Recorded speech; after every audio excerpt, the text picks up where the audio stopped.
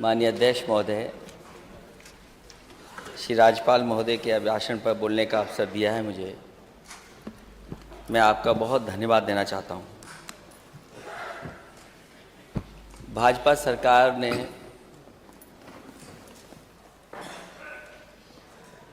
श्री राज्यपाल महोदय का बहुत समय खराब किया।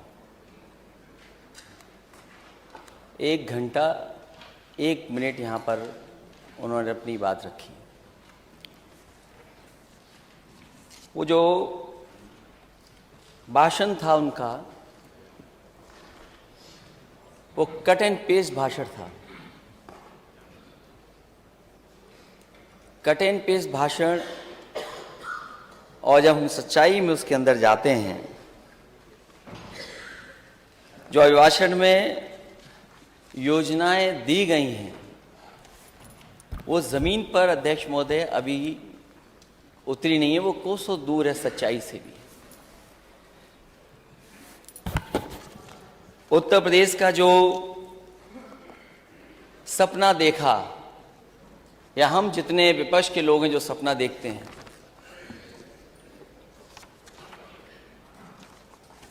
उत्तर प्रदेश देश का सबसे बड़ा प्रदेश है। और कई बार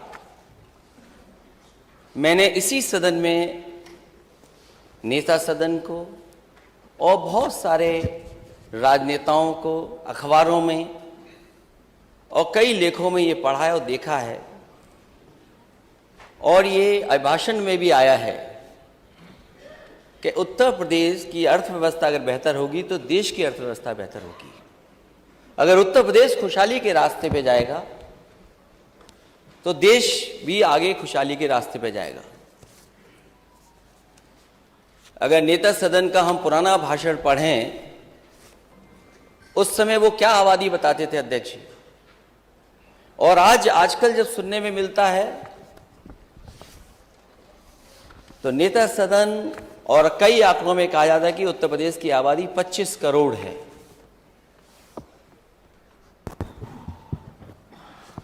हालांकि बहुत सारी चीजें सरकार भूल गई है क्योंकि सरकार दोबारा बन गई उनकी, लेकिन जो अभिभाषण था, जो उसमें उल्लेखित चीजें थीं, वो कहीं ना कहीं 2017 से लेकर के 2022 5 साल वो और 1 साल जो रहा होगा सरकार का, उसका कार्यकाल था। तो मैं सरकार को कुछ याद दिलाना चाहता हूं। याद दिलाने से पहले, क्योंकि वित्त मंत्री जी मुझे दिखाई दे गए तो शेर याद आ गया।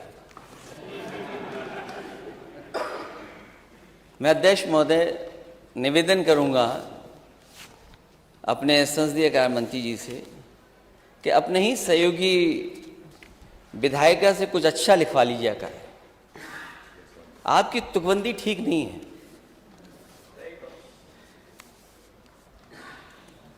और मैं जब देखता हूं नेता सदन को और यहां पे सदन में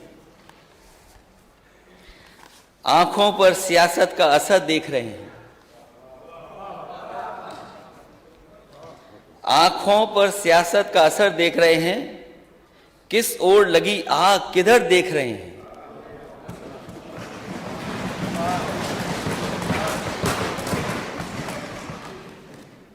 वैसे हमारे नेता सदन बहुत अच्छे खिलाड़ी लगते हैं मुझे।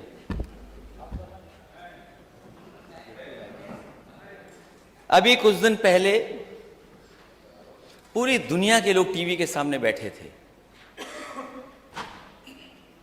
और दुनिया के लोग एक खेल को देख रहे थे।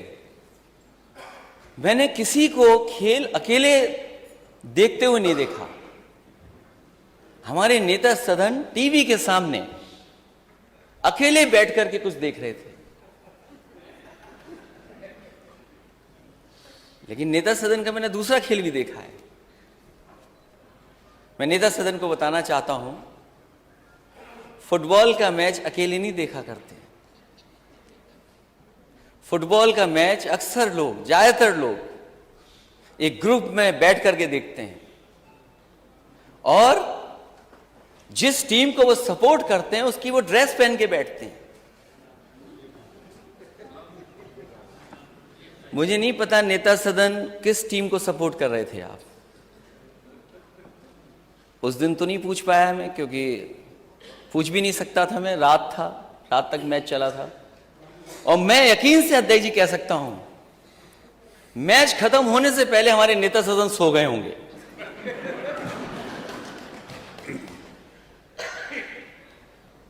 क्योंकि जो मैच बना, वो मैच तब बना जब दूसरी टीम ने गोल कर दिया, वरना मैच का आनंद नहीं था, मैच में आनंद नहीं था। और अभी मैंने कुछ दिन पहले नेता सदन को एक दूसरा खेल खेलते देखा। पता नहीं किसने बॉल की और एक टप्पा, दो टप्पा, तीन टप्पे के बाद भी बल्ला हवा में घूम गया। अरे नेता सदन कैसे खिलाड़ी हो आप? तीन टप्पे के बाद गेंद पे नहीं मार पा रहे हो। मैं उस स्टेडियम में 1 या 2 बार गया हूं। अध्यक्ष महोदय, मुझे खुशी है इस बात की कि बनाया समाजवादियों ने, लेकिन स्टेडियम में ज्यादा नेता सदन गए हैं। मैं नहीं गया, मैं केवल पहला क्रिकेट मैच देखने गया जब ये भी खिलाड़ी लगता है किसी बात के, किसी खेल के खिलाड़ी हैं भी, कहीं खैनी वाले खिलाड़ी तो नहीं हो।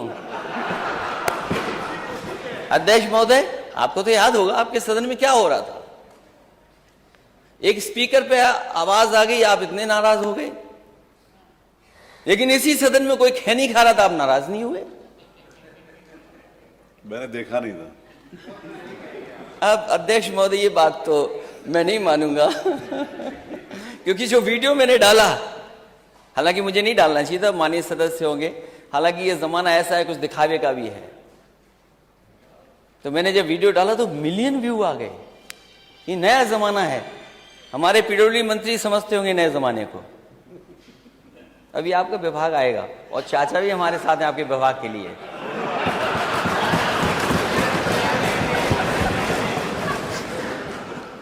और मैंने जब नेता सदन को स्टेडियम में जाते देखा, खुशी मनाते हुए देखा, तो मैं बहुत दूर था, मैंने टीवी पर देखा कि नेता सदन ऐसे करते हुए जा रहे थे। तो मैंने यही कहा कि नेता सदन ये कहते हुए जनता से जा रहे हो टीवी के चैनल के सामने कि ये स्टेडियम मैंने नहीं बनाया, ये स्टेडियम मैंने नहीं बनाया।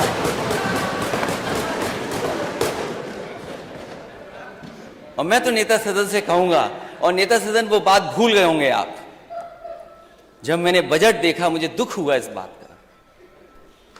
जब मैं और आप उस सदन में पहली बार मिले थे तो नेता सदन मैंने ये कहा था कि गोरखपुर का कुछ काम कर लेना, नहीं तो 5 साल ऐसे ही चले जाएंगे, आपका गोरखपुर वैसे ही का वैसा ही रह जाएगा। जब मैंने नाले का बजट देखा तो मुझे दुख हुआ कि बताओ नेता सदन अपने गोरखपुर में अभी तक नाला नहीं बना पाए, और फिर स्टेडियम ही बना देते। स्टेडियम क्यों नहीं बनाया आपने गोरखपुर में? स्टेडियम ही बना देते। अगर लखनऊ राजधानी में स्टेडियम बना है, क्योंकि मैं ये बात और जगह की नहीं कह रहा हूं, मैं राजधानी के लिए कह रहा हूं, ग्रीन पार्क के लिए कह रहा हूं, कानपुर में कम से कम गोरखपुर में एक ऐसा स्टेडियम बना देते जो अंतर्राष्ट्रीय स्तर पर अंतर्राष्ट्रीय मैच करा सकता। आपको अपनी नुमाइश, अपने मेले में खाली सीटें जो छूट गई, शायद स्टेडियम भरा मिलता आपको। और अगर आपने अपने यहां नहीं बनाया स्टेडियम, तो कम से कम क्यूटो में बना देते। माननीय सदस्य, क्यूटो कहां है? सत्ता पक्ष के लोग बता दें, ये क्यूटो कहां है? और अध्यक्ष महोदय, मैं आपसे निवेदन करूंगा कि क्यूटो के लिए एक डेलीगेशन बनाइए, हम लोग जाना चाहते हैं। जब इतने मंत्री लोग जाने कहां कहां घूम आए, तो क्यूटो क्यों नहीं? और क्यूटो में ही स्टेडियम बना दिया होता एक, तो अंतर्राष्ट्रीय मैच हो जाते। खैर, थोड़ा बहुत खेल का काम आपके यहां हो रहा है, लेकिन अभी भी गोरखपुर देवरिया महाराज के बच्चे उस स्विमिंग पूल का इंतजार कर रहे हैं। वहां इटावा और सैफी के बच्चे नहीं स्विमिंग कर रहे हैं, मेरा परिवार का कोई स्विमिंग नहीं करने जा रहा है। और आप सूची मंगवाइए, मुझे नहीं पता खेल मंत्री कौन है। अरे वो क्या करेंगे, वो क्या करेंगे? आप कुछ करोगे? अरे वो चित्रकूट में आप ही थे ना, चित्रकूट में आप ही थे ना, किससे डर के भागे थे आप? पता नहीं क्या हो गया था वहां पर, किसी को याद हो तो बताओ। आप बता दो, हमें तो याद नहीं है क्या था मामला। सोचिए आप। तो मैं ये बात इसलिए बता रहा हूं, अच्छा है कि विपक्ष पार्टी ने कोई काम किया, उसका रोक दो काम। हमें पता है आज नहीं तो कल समाजवादी लोग उस काम को पूरा कर करके दिखाएंगे। जो बच्चे उसमें स्विमिंग करना चाहते हैं वो आपके घर के बच्चे हैं, मेरे घर के बच्चे हैं, गोरखपुर के हैं, महाराजगंज के हैं, देवरिया के हैं। आप क्यों नहीं शुरू कर रहे हो 5 साल से? और मैं आपको भरोसा दिलाता हूं नेता सदन, हम समाजवादी लोग कोई उसमें नहाने नहीं जाएंगे। आप नेता सदन आ सकते हैं उसमें नहाने।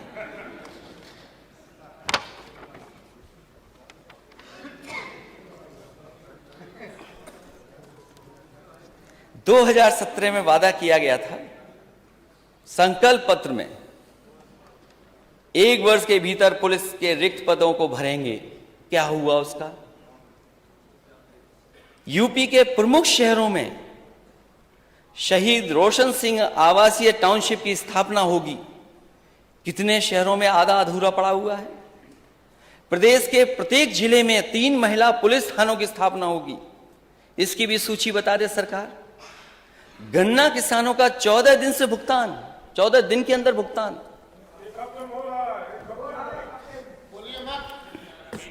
अध्यक्ष महोदय, हमारे सदस्य पंकज मलिक होंगे कहीं यहां पर, कल उठा रहे थे वो, और माननीय मंत्री जी बेहतर जानते होंगे। और मैं हर बार इस सदन में यही कहूं अध्यक्ष महोदय, सवाल ये नहीं कि आपने भुगतान कितना किया है, सवाल ये कि बकाया कितना है। ये भुगतान बताते हैं, बकाया नहीं बताते हैं। और जो अधिकारी घुमा फिरा रहे हैं, गोल गोल घुमा रहे हैं किसानों को, उन पे कार्रवाई कब करेंगे आप? अब तो कहीं खड़ा होगा बुलडोजर, ले चलिए उसको वहां पर। उन अधिकारियों के पास क्यों नहीं ले जा रहे हैं आप? ले चलिए उनके पास, जो लूट रहे हैं, बर्बाद कर रहे हैं आपके चीनी मिलों को, उनके ऊपर क्यों नहीं चढ़ा रहे आप? अब थोड़ा लग रहा है कि उधर भी जाने वाला है। 20,000 करोड़ का किसान सिंचाई फंड, ये कहां है?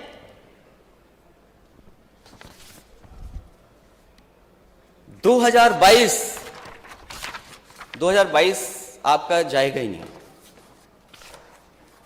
23 आ गया, लेकिन बीजेपी के लिए 2022 ही रहेगा, क्योंकि किसानों की आय दोगुनी हुई नहीं। किस आंकड़े से आपके 2022 तक किसानों की आय दोगुनी होनी थी? नीलगाय तथा आवारा जानवरों की खेती की सुरक्षा, आज भी सवाल उठाता है ये अभी लंबी सूची है, इसको रखिए, अभी पोस्टर बाद में काम आएगा।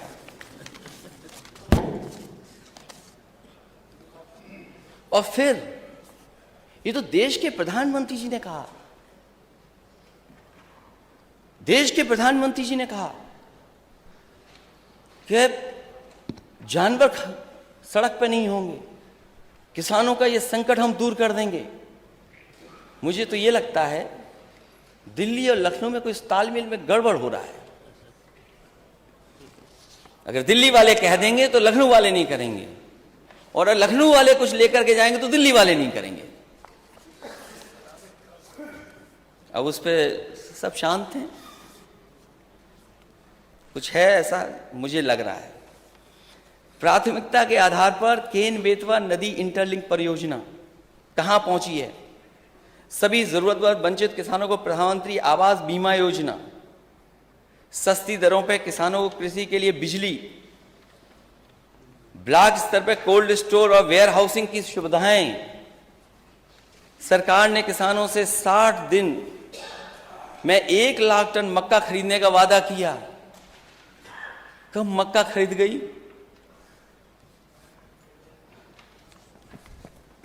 5 वर्ष में 70 लाख नौकरियों का सृजन। ये नौकरियां हैं, रोजगार नहीं है। प्रदेश में सभी उद्योगों में स्थानीय लोगों के लिए, खैर इस पक्ष में हम लोग नहीं हैं। 3 महीनों के भीतर शिक्षा मित्रों का रोजगार की समस्या का समाधान। अभी लाखों शिक्षा मित्र आए थे अपने परिवार के साथ। परीक्षाओं को नकल विहीन कराएंगे। पूरा का पूरा सेंटर नकल कर रहा है, सीसीटीवी में कैद है। प्रदेश के कॉलेजों में दाखिला लेने वाले सभी छात्रों को मुफ्त लैपटॉप।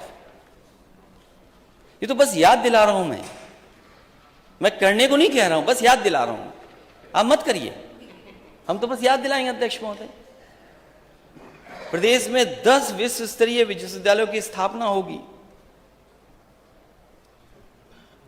प्रदेश के कॉलेजों में दाखिला लेने वाले सभी छात्रों को प्रतिमाह 1 GB इंटरनेट दिया जाएगा। प्रत्येक जिले में इंजीनियरिंग कॉलेज या पॉलिटेक्निक की स्थापना होगी। पंडित मदन मोहन मालवीय संस्कृत महाविद्यालय की स्थापना। प्रदेश के सभी सरकारी स्कूलों में एक शिक्षक 1 कक्षा का अनुपात सुनिश्चित किया गया। ये भी लगता प्राइमरी में स्कीम चला रहे हैं, 1 स्कूल 1 टीचर। 8000 ऐसे स्कूल हैं प्राइमरी जहां पर एक ही टीचर है जो पढ़ा रहा है। प्रदेश के हर घर में 24 घंटे बिजली बनाई, 1 यूनिट नहीं। प्रदेश के हर घर में 24 घंटे बिजली। मिनी बस के माध्यम से सभी गांवों शहरों को जोड़ना। जो लोहिया ग्राम योजना चल रही थी उसको भी बंद कर दिया। प्रत्येक 4 ग्राम पंचायतों में चंद्रशेखर, खैर राष्ट्रीय निजी बैंकों, राष्ट्रीयकृत और निजी बैंकों की मदद से सरकार 2500 गांवों में बैंक शाखाएं सुनिश्चित कराएगी। मुझे याद है सबसे ज्यादा अगर ब्रांचेस किसी सरकार ने खुलवाई थी तो वो समाजवादी पार्टी थी, जिसने एक साथ इतनी ब्रांचेस खुलवाई थी। कानपुर, इलाहाबाद, आगरा, गोरखपुर और झांसी में मेट्रो सेवा शुरू करेंगे। हालांकि वो बात अध्यक्ष महोदय मैं बजट में कहूंगा, लेकिन ज्यादातर बजट वो आए हैं जिसमें कहीं ना कहीं गोरखपुर के लिए बजट दिया गया मेट्रो का। नेता सदन, यहां की मेट्रो पे तो आप बैठे होंगे उद्घाटन करने के लिए। कम से कम गोरखपुर में तो मेट्रो चलवा दो, मेरा भी निवेदन है आपसे। और हम विपक्ष के लोगों से जो आप सहयोग चाहें, एक सवाल नहीं पूछेंगे मेट्रो पे, आप मेट्रो चला दो गोरखपुर। और अपने यहां नहीं चला रहे तो प्रधानमंत्री जी के यहां भी नहीं चला रहे हो, इसके लिए मैं आपको बधाई देता हूं। प्रदेश में 6 एम्स की स्थापना होगी और आपसे बेहतर कोई नहीं जानता होगा। गोरखपुर के एम्स की स्थापना के लिए समाजवादी सरकार में ही जमीन उपलब्ध कराई गई थी और यह धमकी मिली थी कि अगर जमीन नहीं देगी सरकार तो ये एम्स किसी और प्रदेश को दे दिया जाएगा। और उन व्यक्ति को नेता सदन बेहतर समझते होंगे जो जमीन दी जा रही थी, जो हाईकोर्ट में पीआईएल कराए थे, वो किन के सहयोगी समर्थक थे। फिर मुझे मजबूरी में, क्योंकि अगर एम्स चला जाता तो बड़ी न्यूज होती, समाजवादियों का नुकसान होता। उस अथॉरिटी की अधिकारी कीमती जमीन नहीं देना चाहते थे। अध्यक्ष महोदय, कीमती जमीन बिना पैसे के दे करके वहां एम्स समाजवादियों की देन है। और वही नहीं, रायबरेली का भी देन है।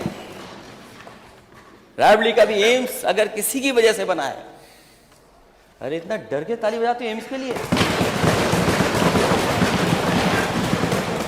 उन्हें यह संकोच लग रहा होगा कि जो बात मैं कह रहा हूं वो सच है कि नहीं है, लेकिन नेता सदन से अच्छा कुछ नहीं बोल सकते। बोलो वो किसका आदमी था जो प्याल करके कोर्ट से जमीन रुकवाया था। और एम्स रायबरेली में किसने बनाया? समाजवादियों ने जमीन दी तब जाकर के बना। और 6 एम्स की स्थापना होती। कहां है एम्स?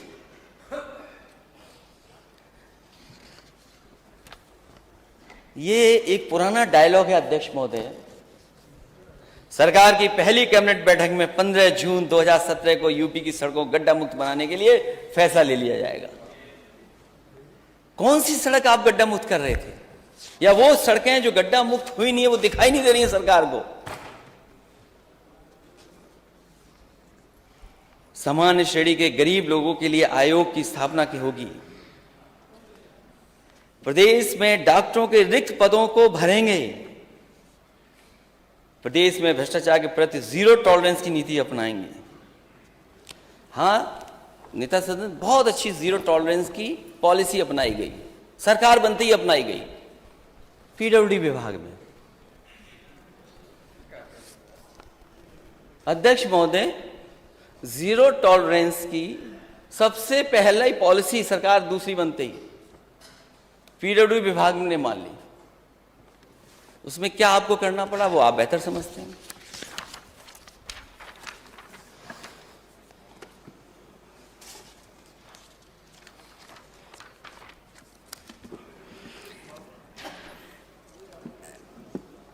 एक बात बहुत बताई गई है राज्यपाल जी के भाषण में कि उत्तर प्रदेश वो शेर गिरा है, शेर वाला वो हो गया शेर।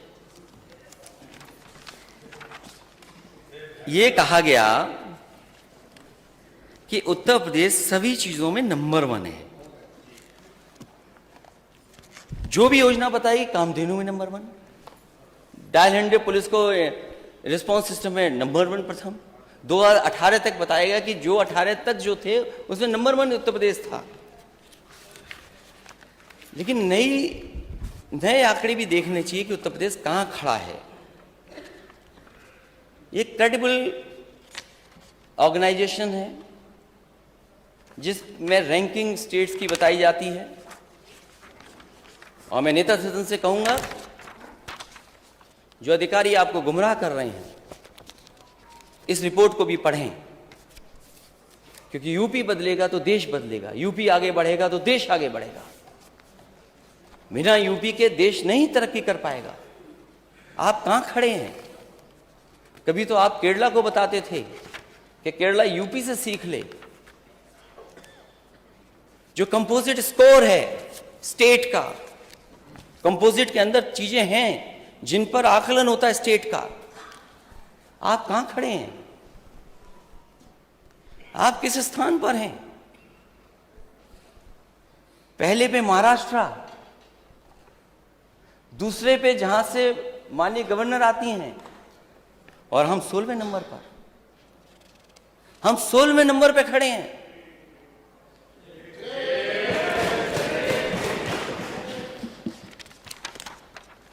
हम 16वें नंबर पे हैं। इन आंकड़ों को मानेंगे नहीं मानेंगे?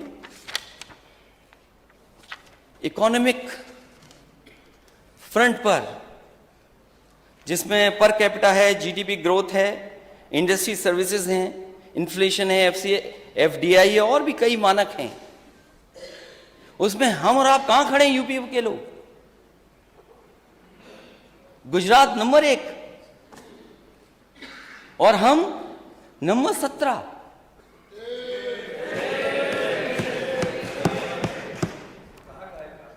नहीं, आपको नहीं अच्छी लग रही है? नहीं, आप तो वित्त मंत्री है ना। अभी आपके भी मेडिकल कॉलेज पे आऊंगा मैं। पेपर अभी आ रहा हूं मैं मेडिकल कॉलेज। पेपर का रेफरेंस तो बताएं, कहां का पेपर? अच्छा, पेपर बता दें। ये नहीं मानेंगे, इंडिया टुडे पढ़ दूं? इंडिया टुडे नहीं, पेपर को उसकी ऑथेंटिसिटी क्या है उसकी? ये ऑथेंटिसिटी आप अपने अधिकारियों से पूछ लीजिएगा। कोई जिस पेपर को आप पूछ लीजिए। जिस पेपर ये को इसीलिए मैंने, आपने सुना नहीं लगता, आप हेडफोन लगाए नहीं थे। मैंने पेपर कहा कि ये बहुत ही क्रेडिबल एजेंसी है जिसके तहत मैं बोल रहा हूं। जिस पेपर को कोट कर रहे हैं उस पेपर का कम से कम नाम तो बताना चाहिए। नहीं, आप अपने अधिकारी पढ़े लिखे हैं, उनसे पढ़ लेना। अधिकारियों से क्यों नहीं पूछ रहे हैं आप? क्रेडिबल एजेंसी, आपको बताते हैं। क्रेडिबल एजेंसी कहीं से उस एजेंसी का नाम भी तो हो, कोई एजेंसी का नाम बताया जाए। पढ़ दें क्या? नाम पढ़ दें, नाम पढ़ दें। नाम बताना चाहिए। अच्छा, नाम इसलिए नहीं पढ़ रहा हूं, नहीं एक मिनट, नाम इसलिए नहीं पढ़ रहा हूं, अभी कांग्रेस के नेता जा रहे थे हवाई जहाज से, आपकी पुलिस पहुंच गई वहां, उन्हें हवाई जहाज में नहीं बैठने दिया।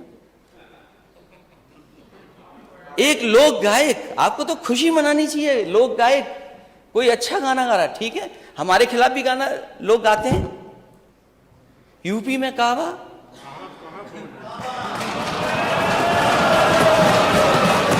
आपने नोटिस दे दिया। यकीन करो नेता सदन, अगर कोई कविता हमारे खिलाफ बनाता हम बुरा नहीं मानते। और मैं पहला शायद मुख्यमंत्री हूंगा, मैं पहला, हो सकता है अगर आपकी जानकारी में तो बता देना, जिसने अपने कार्टून की किताब छपवाई थी। कार्टून ना समझना, तुम्हारा जिंदगी में नहीं बनेगा, आएगा कैसी जगह पर, ये मत समझना, क्योंकि तुम खुद कार्टून हो।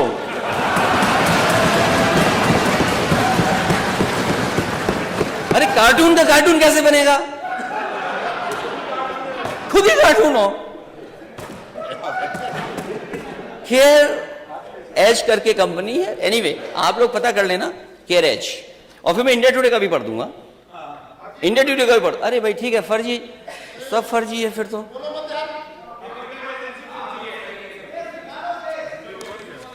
अभी मैं पूछूंगा फर्जी पर। अच्छा फर्जी था तो आपके नेता सदन क्रिकेट पे बॉल मार लिए थे, बैट मार लिए थे, वो भी फर्जी था क्या? पूरे देश ने देखा टीवी पर।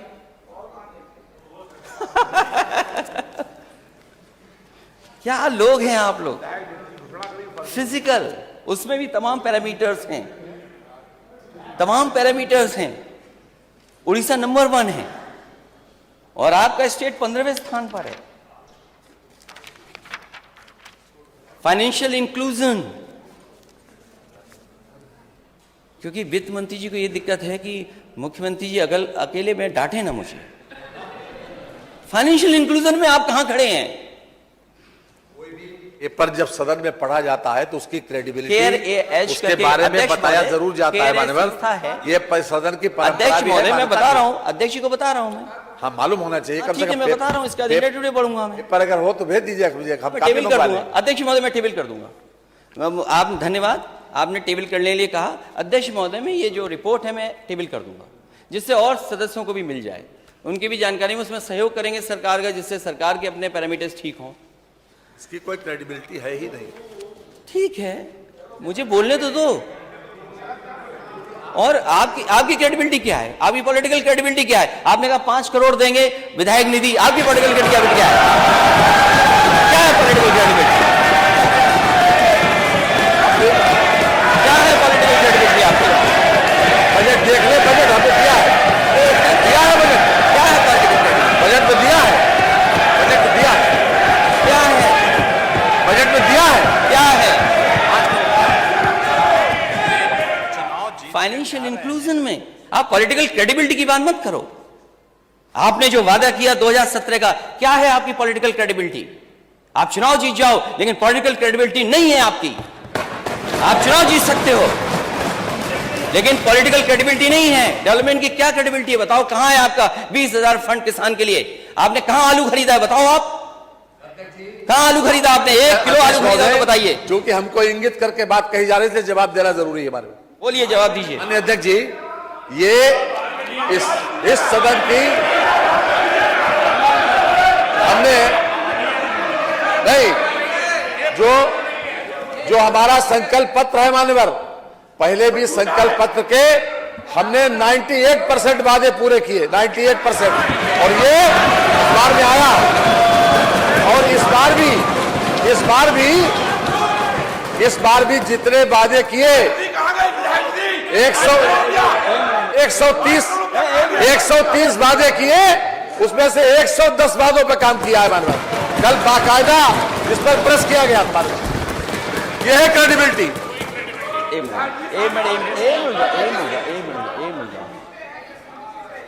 अध्यक्ष महोदय, अध्यक्ष मैं अपने माननीय सदस्यों से कहूंगा, एक मिनट शांत रहें।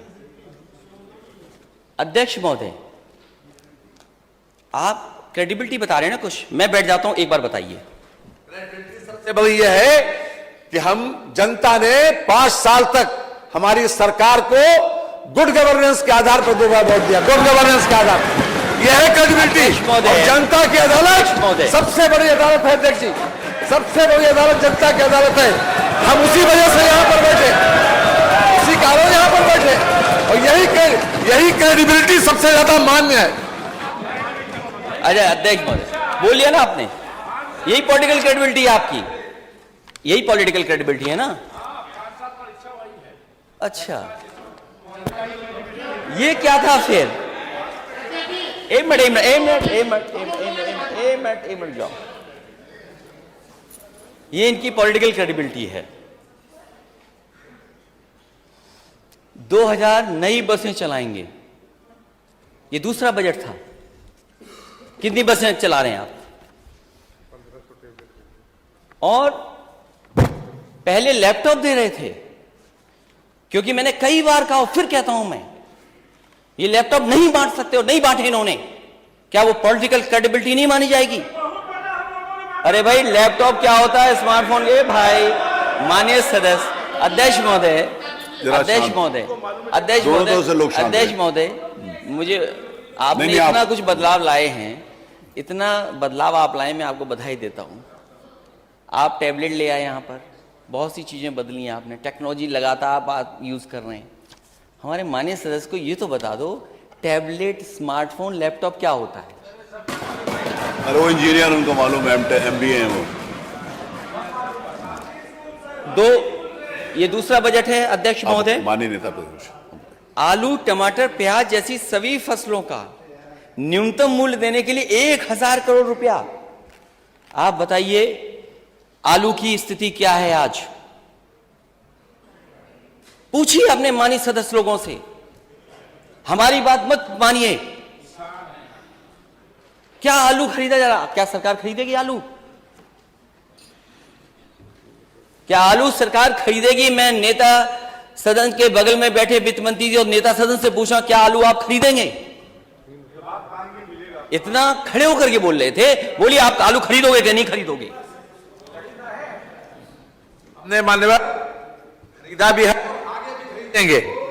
और जो कुछ भी संकल्प पत्र वादा किया है मान्यवर, वो सभी वादे पूरे करेंगे मान्यवर।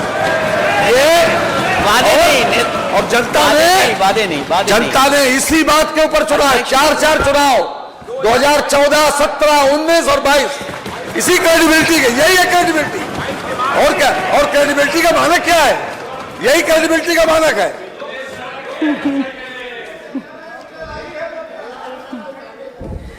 देखिए अध्यक्ष महोदय, मैं ये जानता हूं ये आलू नहीं खरीदेंगे, मैं ये जानता हूं, क्योंकि सरकार धोखा दे सकती है, सरकार सच्चाई के से नहीं सामने आ सकती। आज जरूरत है आलू खरीदने की।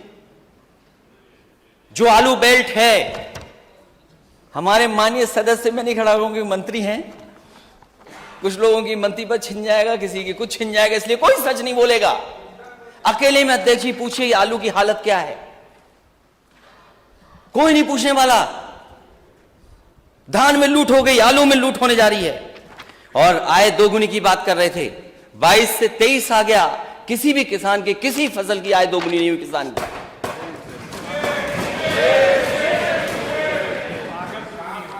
और लागत का हिसाब किताब लगाइए, ये डीजल पेट्रोल अगर महंगा हुआ है तो केवल डीजल पेट्रोल नहीं महंगा हुआ है, डीजल पेट्रोल के साथ साथ हर चीज महंगी हो गई।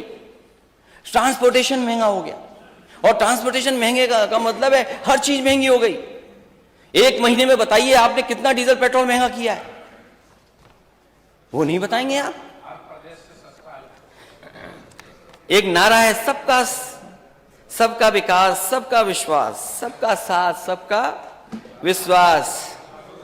नारा है सबका साथ, सबका विकास। अध्यक्ष महोदय, मैं सदन में नहीं था, लेकिन मुझे लगा कि यहां पर कुछ सरकार जवाब देने से भाग रही है। हम जितने भी विपक्ष के लोग हैं, हम सब जाति जनगणना चाहते हैं।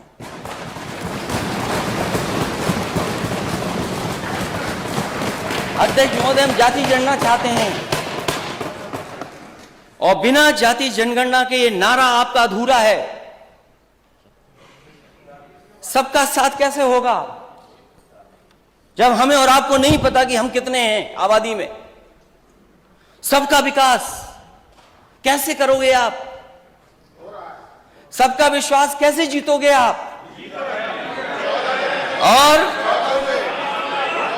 और जब तक सबका प्रयास नहीं होगा, ये प्रदेश आगे नहीं बढ़ेगा।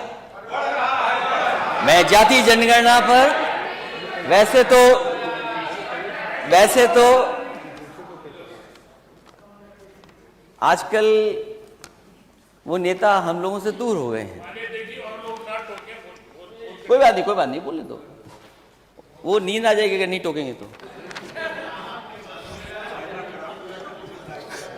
बोलते रहने दो ना, कुछ तो ठीक है, नहीं तो ये कुछ और करने लगे अध्यक्ष महोदय, फिर आपको डांटना पड़ेगा। किस पार्टी के नेता हैं आप? ना पार्टी का नाम तो पढ़ लूं मैं। आप जाति जनगणना चाहते हैं कि नहीं चाहते हैं? नहीं, जाति जनगणना चाहते हैं कि नहीं? हम जातिवाद जनगणना चाहते हैं, लेकिन आपने उधर से भगा दिया हमको अपने साथ से।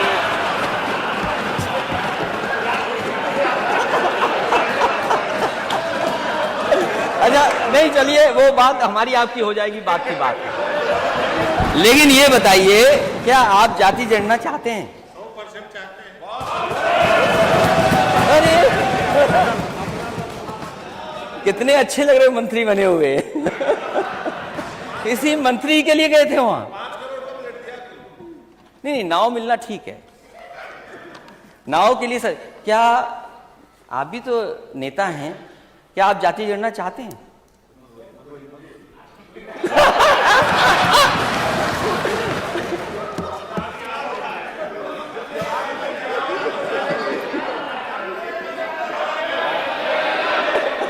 आपस में बात नहीं करें, मेरे से माने नेता मेरे कौन से बोल करेंगे। आप लोग आपस में बात करेंगे तो फिर मेरा है बैठना मुश्किल है। बैठिए माननीय मंत्री जी, मेरे से बात क्या आप?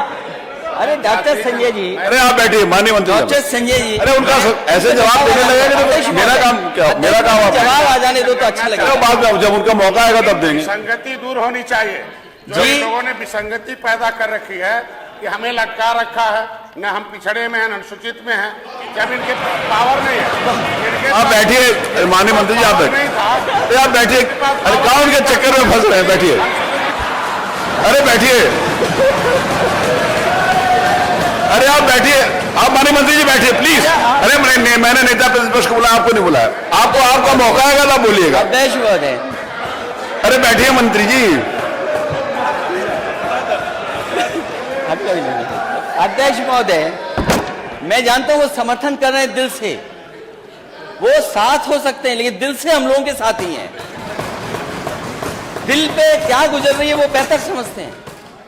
और क्योंकि हम दोनों इंजीनियर हैं, तो इंजीनियर बात को अच्छी तरह समझते हैं। मुझे लगता है अपना दल भी यही चाहता है। अरे फिर आप खड़े हो गए। अरे बैठिए माननीय मंत्री जी, बैठिए, जब आपका मौका आएगा तब बैठिए। नहीं, अध्यक्ष महोदय, ये बात तो अरे आप देखिए, आप बोल रहे हो, कोई बीच में ना खड़ा, ये मेरी जिम्मेवारी है। ठीक है, लेकिन मैं अपने लिए समर्थन तो जुटा सकता हूँ। नहीं, आप बाद में जुटाइएगा अपनी बात में।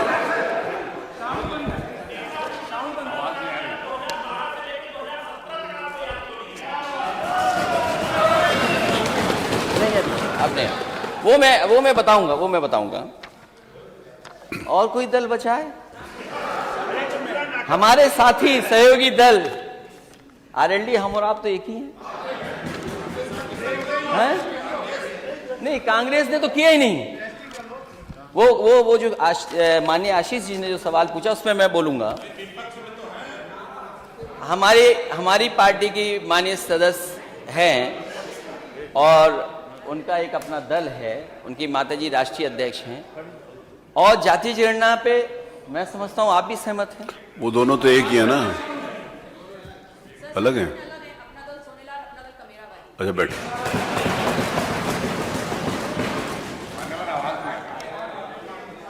तो अब क्या दिक्कत है नेता सदन?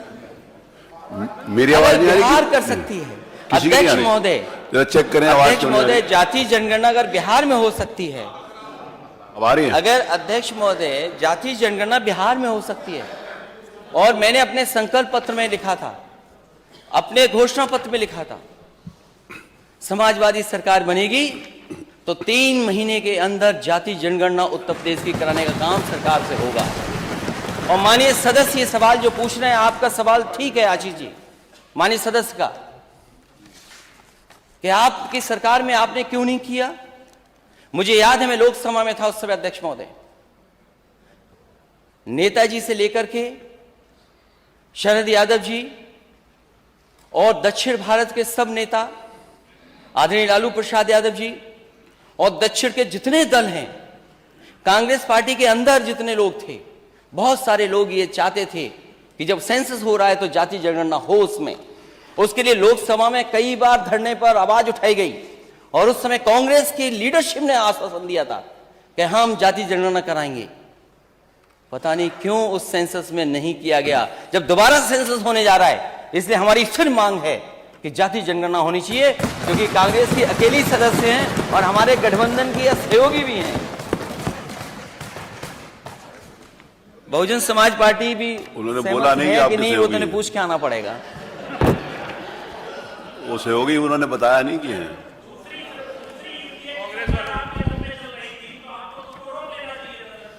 उन्होंने आश्वासन दिया था प्रधानमंत्री, अरे आपस में बातचीत और सभी लोगों ने, कांग्रेस के वरिष्ठ नेताओं ने आश्वासन दिया था, हमने आश्वासन में भरोसा कर लिया। इसलिए समाजवादी पार्टी इस पक्ष में है और बहुत सारे दल इस पक्ष में है और उत्तर प्रदेश की जनता चाहती है कि जाति जनगणना हो। आखिरकार सरकार पीछे क्यों हट रही है? और अगर आप जाति जनगणना के खिलाफ हैं तो आउटसोर्स व्यवस्था के खिलाफ क्यों नहीं है? आप प्राइवेटाइजेशन के खिलाफ क्यों नहीं है? अगर आप आउटसोर्स के खिलाफ नहीं हैं, आप प्राइवेटाइजेशन के खिलाफ नहीं हैं, तो आखिरकार आप जाति जनगणना के खिलाफ क्यों हैं? और नेता सदन ने कई बार प्रेजेंटेशन देखा होगा कि डेटा सेंटर हम बना रहे हैं, उसके लिए इन्वेस्टमेंट के लिए भी कई लोगों से एमओयू हुए, कई चीजें जमीन पे भी आ रही हैं। नोएडा में डेटा सेंटर बन रहा है, बजट में भी कुछ चीज दिखाई दे रही है डेटा सेंटर के लिए। आप डेटा सेंटर कल बना रहे हैं, आपके यूपी का डेटा सेंटर क्यों नहीं है? और फिर जाति जनगणना हो जाएगी तो उसमें क्या दिक्कत है आपको? लेकिन हम समाजवादी लोग इसके पक्ष में हैं कि जाति जनगणना होनी चाहिए।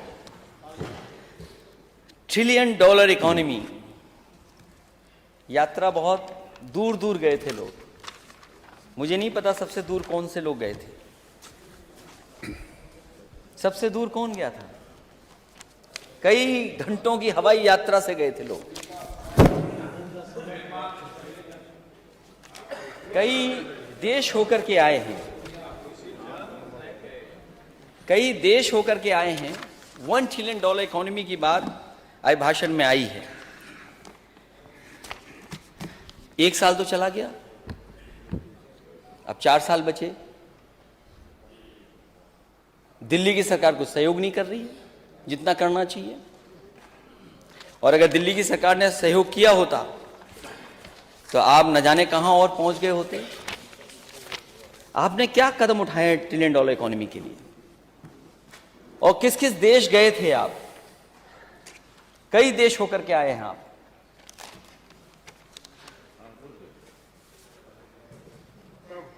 एक डेलीगेशन गया यूनाइटेड स्टेट्स, एक डेलीगेशन यूनाइटेड स्टेट्स गया था। मुझे नहीं पता, नहीं वो निकाल दिया अखबार नहीं, आगे नहीं गिरा, मेरे पास है, वो कुछ और चीज थी। एक डेलीगेशन गया यूनाइटेड स्टेट्स, एमओयू कर लिया कई हजार करोड़ का। बाद में पता लगा वो यूनिवर्सिटी ही नहीं है।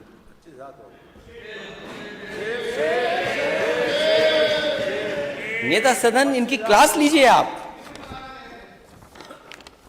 कौन गया था वहां यूएस? नेता सदन कौन गया था? कौन यूएस गया था?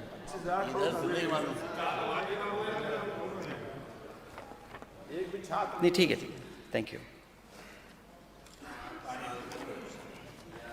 यूएस गए थे, यूनिवर्सिटी से एमओयू कर लिया, लेकिन यूनिवर्सिटी है ही नहीं वहां पर। लेकिन मैं नेता सदन ये समझता हूं, ये मानता हूं मैं, जो भी किया हो उसे दोबारा प्रयास करना चाहिए था। कोई तो आ जाए यूएस से यूनिवर्सिटी। जब हम आप अपनी यूनिवर्सिटियों को नहीं बेहतर कर पा रहे हैं, उस स्टैंडर्ड पर नहीं खड़ा कर पा रहे हैं। हालांकि नेक के बारे में आपने बोला है कि 2 यूनिवर्सिटियों का अपग्रेडेशन हुआ है, लेकिन 84 यूनिवर्सिटियों में केवल 2 ही क्यों हुई? और क्यों नहीं हुई? उनके लिए भी प्रयास होता। मैं तो नेता सदन से कहूंगा, जो यूएस गई थी टीम, उसको दोबारा यूएस भेजिए आप, और तब तक वापस मत आने देना जब तक वो किसी अच्छी यूनिवर्सिटी से एमओयू न कर ले आए।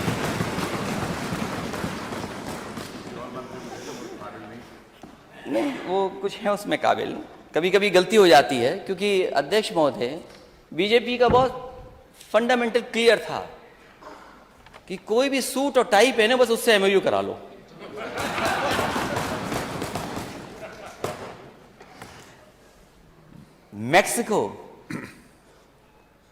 मैक्सिको गए थे लोग, ब्राजील गए थे, अर्जेंटीना गए थे, नीदरलैंड गए थे, France, Germany, Belgium, Sweden, UAE, Australia, Singapore, Canada, UK, America, दक्षिण कोरिया तथा जापान में गए थे आप लोग। ये जो जापान में डेलीगेशन अध्यक्ष महोदय गया होगा, वो क्योटो नहीं गया होगा। आप थे उसमें? बने। तो मुझे खुशी होगी अगर मैं बैठ जाऊं और आप क्योटो के बारे में 1 मिनट बता दो, हमारा वाराणसी और क्योटो क्या है।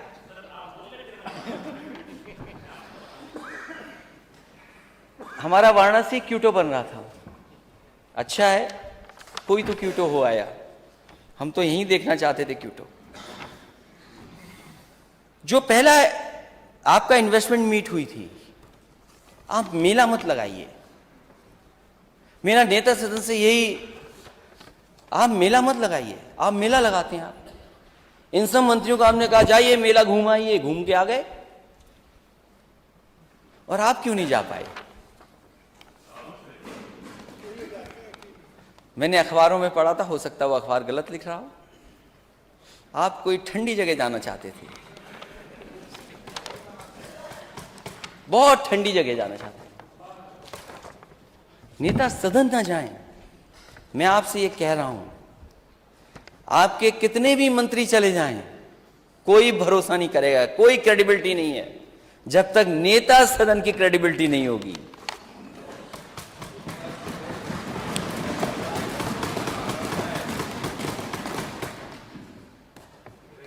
इतने देश देखा है आप लोग, किसी देश में सड़क पे सांड दिखाई दिया?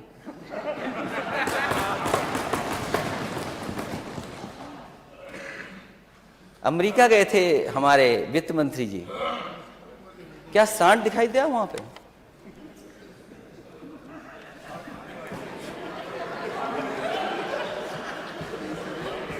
मैं तो पूछ रहा हूं।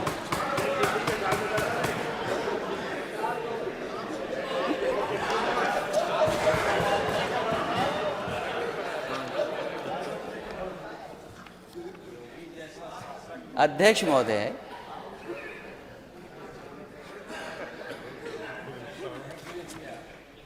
मैं एक दिन सड़क से जा रहा था, मैंने एक वीडियो बनाया खुद ही, और मैंने एक वीडियो पोस्ट कर दिया। तो मेरे एक बहुत समझदार और जानकार, उन्होंने कहा कि ये वीडियो आपको नहीं डालना चाहिए था। मैंने कहा क्यों नहीं डालना चाहिए था? बोली अच्छा नहीं लगता, इस शिक्षा भी ठीक नहीं बनती। अरे मैंने कहा हमारा एक ग्रामीण भारत है, अरे डिवाइडर पे अगर कंडे रखे तो क्या खराब रखा है? पूरा कंडा ही कंडा दिखाई दे रहा था। अरे हमारे गांव के लोगों को कोई जगह तो मिल गई जहां इस्तेमाल कर सकते हैं, क्या खराब है उसमें? कितने एक्सीडेंट हुए हैं। और अध्यक्ष महोदय, यहां कुछ लोग ऐसे भी होंगे, माननीय सदस्य ऐसे भी होंगे, जो किसी न किसी घर में दुख में गए होंगे, सांड की वजह से जान गई है, खेत बर्बाद हुए हैं, और कई महत्वपूर्ण लोगों की गाड़ी का एक्सीडेंट हो गया। मुख्यमंत्री कार्यालय के एक अधिकारी का एक्सीडेंट इस जानवर की वजह से ही हुआ, नहीं जान बचा पाए। कई बार सड़क पे आप रफ्तार से जा रहे हैं, अचानक जानवर आ जाए, अब क्या करोगे आप? मैं खुद देखा हूं अपनी सड़कों पे कुछ हो गए, खुद मैं बचते बचते बचा हूं। फसल तो किसान की है ही बर्बाद, लेकिन चलने वालों की भी जान जाती है। और पूरे देश में अगर एक्सीडेंट की वजह से और खासकर पशु जानवरों की वजह से अगर कहीं अध्यक्ष महोदय जान जा रही है तो वो उत्तर प्रदेश में जा रही, किसी और प्रदेश में नहीं जा रही है। और ये पोस्टर जो हमारे नेता लेकर के आए, कोई खराब पोस्टर लेकर के नहीं आए हैं। पोस्टर का प्रदर्शन उचित नहीं करेंगे, कोई खराब चीज नहीं लेके आए हैं। हम सूची लंबी टेबल करेंगे on the floor of house. अध्यक्ष महोदय, जिस तरह में ये एजेंसी की क्रेडिबिलिटी क्या है मैं टेबल करूंगा, मैं ये भी टेबल करूंगा कि जिनकी जानवरों से जान गई है वो कितने लोग हैं, जो हमें अखबार के माध्यम से, हमारे विधायकों की जानकारी के माध्यम से जो कुछ हासिल होगा हम टेबल करेंगे। और मैं मांग करूंगा सरकार से कि जिनकी जान गई है, जिन परिवारों के सदस्यों की, उनकी 10-10 लाख से मदद ये सरकार करे। क्योंकि जिन देशों को याद घूम के आ रहे हो, जिनमें आप $1 ट्रिलियन इकोनॉमी के लिए भटक करके आ रहे हो, किसी देश में सड़क पर सांड नहीं देखे होंगे, लेकिन कमाल का उत्तर प्रदेश है, $1 ट्रिलियन इकोनॉमी का सपना देखने वाला स्टेट।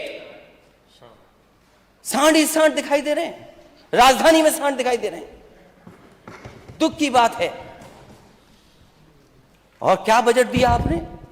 जब प्रधानमंत्री देश के बोल रहे हो कि इन जानवरों की समस्या का समाधान करेंगे, तो बताओ हम किस पे भरोसा करें?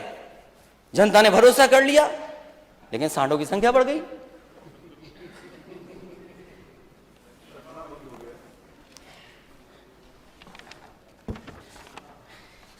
जो एमओयू हुए हैं, इससे पहले वाला जो मेला लगा था इन्वेस्टमेंट मीट, उसमें भी बड़ा मेला लगा था और लगभग 4 लाख करोड़ के एमओयू साइन हुए थे। मैंने जानकारी हासिल की, पोर्टल पे देखूं आखिरकार कितने लोगों ने एमओयू किया। वो वेबसाइट ही नहीं चल रही है। अगर हम और आप जानना चाहें कि किन लोगों ने एमओयू किया है, तो पूरी सूची नहीं मिल रही है। आखिर सरकार क्यों छिपा रही है? हमारे जितने माननीय सदस्य बैठे हैं, उनके किसी डिस्ट्रिक्ट में कोई बड़ा इन्वेस्टमेंट नहीं आया। 4 लाख करोड़ का किसी डिस्ट्रिक्ट में नहीं आया। और ये एक डिस्ट्रिक्ट के नहीं है, हर डिस्ट्रिक्ट के हैं। और मैं अगर उधर कहूंगा तो सब चिल्ला देंगे हाँ आया है। शाहजहांपुर में कौन सा इन्वेस्टमेंट आ गया पहले के अलावा वाला? लग गई। चिमनी से धुआं तो नहीं लग रहा, चिमनी से धुआं तो नहीं लग रहा, रोजा वाली चिमनी से। मैं दूसरी बात पूछ रहा हूं, अभी मैं दूसरी बात पूछूंगा ना, अभी मैं पूछूंगा, उस पर भी पूछूंगा मैं भी। जो 4 लाख करोड़ का इन्वेस्टमेंट कहां है जमीन पर? कितना आ गया ये बता दें आप। और फिर इस बार कितने लाख करोड़ का एमओयू कर दिया, मेला लगा लिया वहां पर। आंकड़े कितने आए? 33 लाख करोड़, 34 लाख करोड़। मुझे तो लगता है कि भारत ने आविष्कार किया जीरो का, हमारे बीजेपी ने आविष्कार किया कि बस जीरो बढ़ाते जाओ। क्या थाना, क्या तहसील में क्या सुनवाई हुई होगी? सब अधिकारी एमओयू में लगे हुए थे, एमओयू करना है, एमओयू करना है। जब दुनिया घूमाए, वहां जो मिला सो मिला। फिर हर बड़े बड़े शहरों के डिस्ट्रिक्ट पे चले गए, बड़े बड़े शहरों में गए, वहां भी एमओयू कर लाए। फिर जिले में पता किया किसने काम किया है, किसने नया ठेका किया, कौन कोल्ड स्टोर लगा रहा है, कौन क्या कारोबार कर रहा है, बोला आप भी एमओयू के पार्ट हैं। नेता सदन आप जानकारी करिए, क्या जिलों में जो काम पहले से चल रहे थे, छोटे मोटे काम, उनको भी एमओयू में जोड़ दिया। कईयों से जबरदस्ती कहा गया कि अच्छा आप एमओयू नहीं करेंगे, उन्होंने एमओयू कर लिया। क्या क्रेडिबिलिटी है एमओयू की? 4 लाख करोड़ वो, 34 लाख करोड़ वो, और डिफेंस एक्सपो, मिसाइल बनेंगी, टैंक बनेंगे, तोप बनेगी, कॉरिडोर बनेगा। 5 साल देखते रह गए, कहीं कॉरिडोर नहीं है। डिफेंस में क्या आ गया इन्वेस्टमेंट? कितना इन्वेस्टमेंट आ गया। और फिर जो लोग करना भी चाहते होंगे वो क्या आप दोगे उन्हें? क्या पॉलिसी है आपके पास?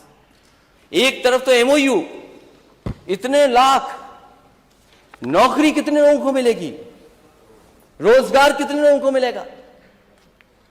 सरकार को सपने दिखाना बंद करना चाहिए। और $1 ट्रिलियन इकोनॉमी, क्योंकि बजट पे भी मुझे बोलना है, बजट पे भी हमारी पार्टी के लोग बोलेंगे। जिस $1 ट्रिलियन इकोनॉमी का सपना देख रहे हैं, ग्रोथ रेट क्या होनी चाहिए स्टेट की? अब 4 साल बचे हैं, क्या ग्रोथ रेट हो आपकी? उसके बारे में कौन बताएगा? वो तो सरकारी बताएगी। 1 डिस्ट्रिक्ट 1 प्रोडक्ट, क्या बजट था बता दें हमें, किस डिस्ट्रिक्ट का बजट था? ये हमारा माननीय सदस्य, जब मैं सदन में आया तो माननीय सदस्य हमारा बोल रहा था, विधायक जाहिद वेग, वहां बुनकरों की सुविधा के लिए और कारपेट के कारोबार के लिए एग्जीबिशन लग जाए, उसके लिए कारपेट मॉल, एक्सपोर्ट मॉल बनाया गया, मार्ट बनाया, उद्घाटन का उद्घाटन कर लिया। उससे कितना आगे बढ़ा दिया आपने, कितना एक्सपोर्ट बढ़ गया वहां पर।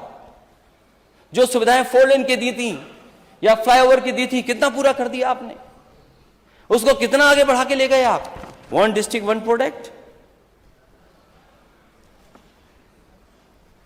कहां पहुंचा स्टेट? अगर ये 1 डिस्ट्रिक्ट 1 प्रोडक्ट पे काम हुआ तो शायद जीडीपी बड़ी होती।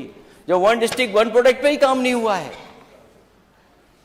तो क्या है आपका ये इतना बड़ा जो सपना दिखा रहे हैं $1 ट्रिलियन इकोनॉमी का, कैसे पूरा होगा? क्योंकि ग्रोथ रेट तो कुछ भी सरकार बता सकती है, और जो इन्वेस्टमेंट होता भी था थोड़ा बहुत, कामधेनु योजना बंद करा दी, पोल्ट्री वाली बंद करा दी, जो वैल्यू एडिशन थी किसान के लिए। और बिना एग्रीकल्चर सेक्टर के लिए आप लिए साथ, आपको ग्रोथ हासिल नहीं होगी। 1 लाख करोड़ एग्रीकल्चर इंफ्रास्ट्रक्चर के लिए पैसा आया है। कोई नई मंडी बनी हो तो बता दें हमें, कोई नई मंडी बनी हो तो बताएं, कोई बड़ी मंडी बनी हो जहां सुविधा ले सकें। और जो बनी भी नहीं थी उनको पूरा नहीं किया।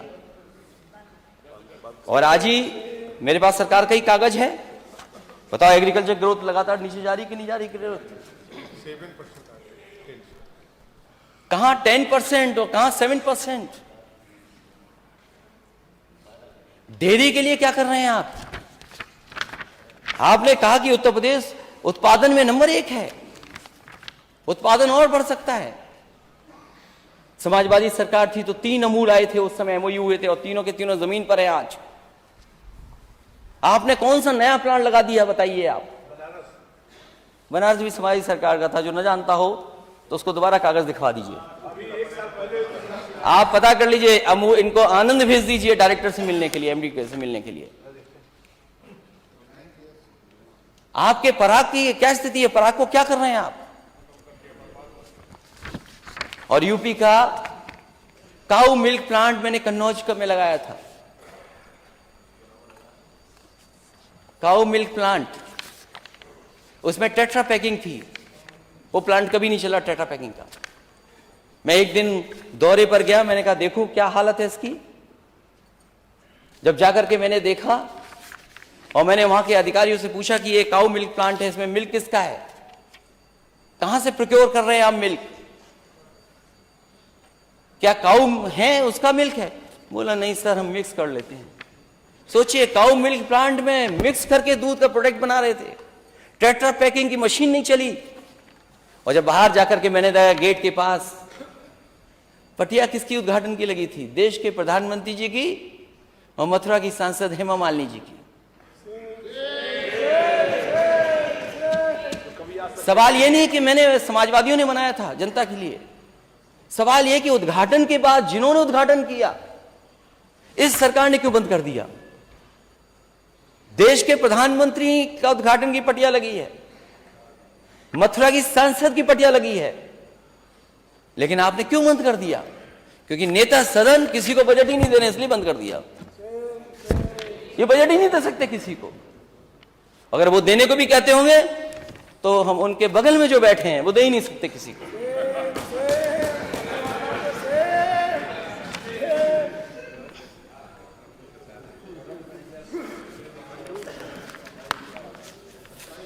वहां सेंटर ऑफ एक्सीलेंस भी है, फूड पार्क बन रहे थे। क्या हुआ फूड पार्क के लिए? सपना दिखा रहे थे मलियाबाद के आम। क्या किया आपने मलियाबाद के आम के लिए? भाषण सुनिए आप इनकी।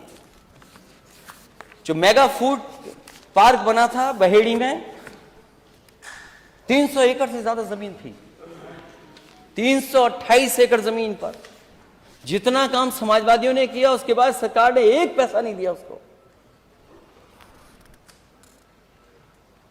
और कितने में बताऊं, ऐसे उदाहरण दूं मैं आपको।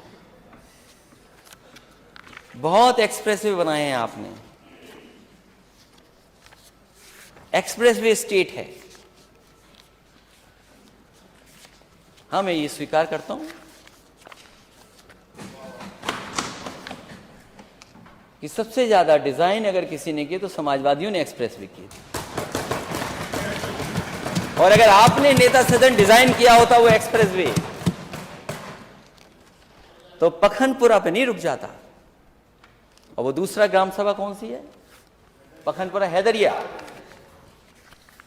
अध्यक्ष महोदय, समाजवादी पूर्वांचल एक्सप्रेसवे जहां तक समाजवादी सरकार में डिजाइन था, जितना अलाइनमेंट था, जितना लैंड एक्विजिशन के लिए मार्क किया गया था, वहीं तक बना, उससे 1 इंच आगे नहीं बढ़ाया सरकार ने। और इसी वजह से घाटे में है, घाटे में है। और क्वालिटी तो इतनी अच्छी क्वालिटी थी। खैर कुछ चीजों के लिए तो हमें ही धन्यवाद देंगे नेता सदन आप। एक वीडियो मैंने लगा दिया था, उसके बाद आपकी बहुत अच्छी फोटोग्राफी हुई। उसके बाद रफ्तार से कोई चला आ रहा था, पूरी गाड़ी चली गई अंदर, पूरी गाड़ी अंदर। कैसे निकला होगा वो गाड़ी से, और गाड़ी कैसे निकाली होगी उस गड्ढे से? एक्सप्रेसवे, पूरी गाड़ी अंदर यात्रियों के संग, वो एक्सप्रेसवे आपका। और मैं दावा करता हूं इस सदन में नेता अध्यक्ष महोदय जी, समाजवादियों ने अगर डिजाइन नहीं किया होता उस तरह का, तो कभी भी देश के प्रधानमंत्री अपना हरकुलस लेकर के उस एक्सप्रेसवे पर नहीं उतर पाते। और जितने हमारे नेता थे उस समय, मंत्री थे, सबके उस पे पटिया पे नाम थे, सब हटा दिया इन्होंने। आपका घाटे में है कि नहीं है? बुंदेलखंड एक्सप्रेसवे अलाइनमेंट बदल दिया, झांसी से बनना था चित्रकूट से बना दिया, और अभी चित्रकूट नहीं जुड़ा है उसमें।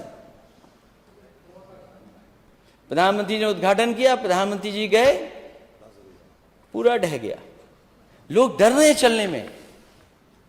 अगर लोग डरेंगे चलने में तो कैसे मुनाफा आएगा? सब टोल घाटे में, घाटा ही घाटा।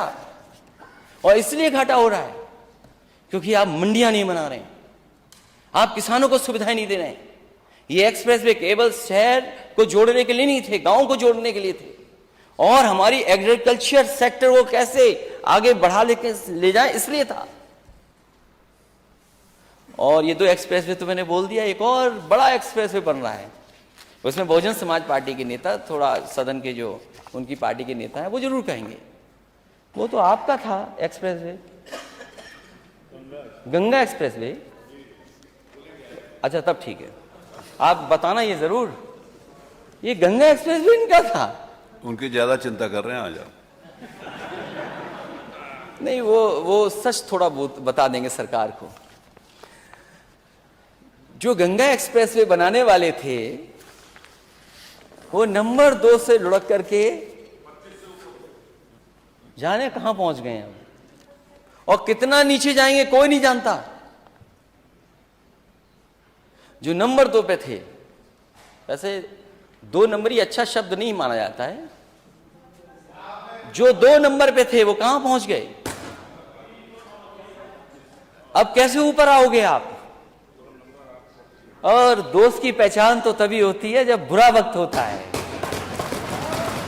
बोलो, दोस्त के साथ खड़े होगे कि नहीं खड़े होगे आप लोग?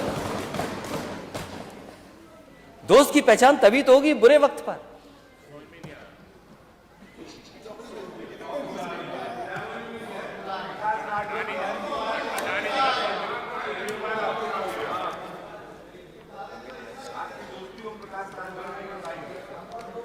देखिए, उनकी दोस्ती तो चलती है, आपके साथ भी हमारे, वो सरकार के संग दोस्त रहते हैं। तो अब अध्यक्ष महोदय, दोस्त की तभी तो पहचान होगी बुरे वक्त पर। मैं तो नेता सदन से कहूंगा, अपने दोस्तों को बुरे वक्त पे मत छोड़ना। सुना है कुछ मीटर का मामला भी छिन गया था। अब गंगा एक्सप्रेसवे कैसे बनेगा? शाहजहांपुर कैसे पहुंचेंगे आप? कैसे पहुंचेंगे शाहजहांपुर आप? कैसे पहुंचेंगे आप? क्योंकि जो कंपनी कहां थी, कितने बिलियन का नुकसान होकर ये कहां पहुंच गई। तो मैंने नेता सदन से कहूंगा कि गंगा एक्सप्रेसवे बनेगा भी कि नहीं बनेगा, लेकिन बीजेपी की सरकार ने एक धोखा किया है एक्सप्रेसवे के साथ। इंडियन रोड कांग्रेस के जो मानक थे, मीडियन उसका 12 मीटर से लेकर के 15 मीटर 20 मीटर तक हो, उसका मीडियन कम कर दिया। ये भविष्य का एक्सप्रेसवे था, हमारे आने वाली पीढ़ियां इस पे चलती, लेकिन अगर आपने डिजाइन ही गलत कर दिया तो उसको बदलाव कैसे लाएंगे? आपने सिक्योरिटी और सेफ्टी के साथ खिलवाड़ की है। और मैं तो नेता सदन से कहूंगा कि जिस भी अधिकारी ने आपको ये गलत इंफॉर्मेशन देकर के ये काम कराया है, अगली पीढ़ी का ध्यान रखते हुए कम से कम उस पर कार्रवाई करना।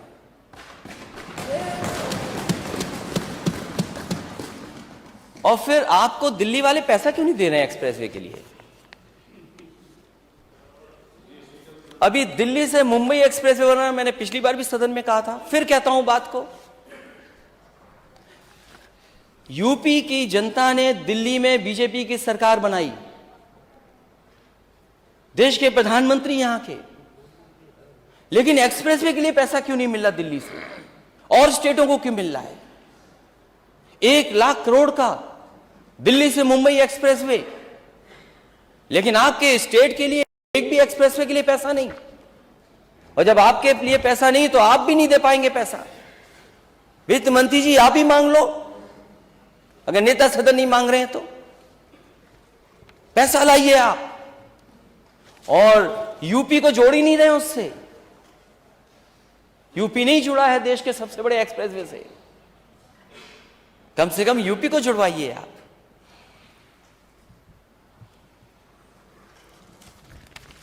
हवाई यात्राएं बहुत और अंतर्राष्ट्रीय एयरपोर्ट बन गए हैं।